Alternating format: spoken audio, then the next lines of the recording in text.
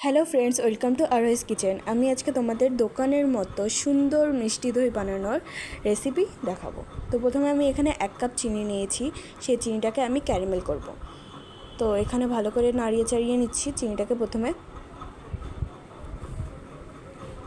তারপর এখানে সামান্য জল দিব। জল দিয়ে এই চিনিগুলোকে ভালো মতো গুলে নিব। বেশি জল দিব না, কারণ বেশি জল দিলে শিরা হয়ে যাবে। এখানে ক্যারামেলটা প্রায় হয়ে এসেছে। এখন আস্তে আস্তে দুধ দিয়ে মেশাতে থাকবো। অল্প অল্প দুধ দিয়ে মেশালে ভালো করে মিশবে জিনিসটা। দুধটা ঘন হয়ে আসলে এটাকে নামিয়ে নিব।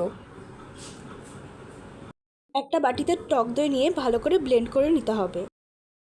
চাল দেওয়া দুধটা ঠান্ডা করে আস্তে আস্তে টক দইয়ের মধ্যে মেশাতে হবে। এরকম একটা বাটিতে ঢেলে একদিনের জন্য রেখে দিলেই দোকানের মতো দই তৈরি। ভিডিওটা ভালো লাগলে লাইক করো, শেয়ার করো আর সাবস্ক্রাইব করতে ভুলো না।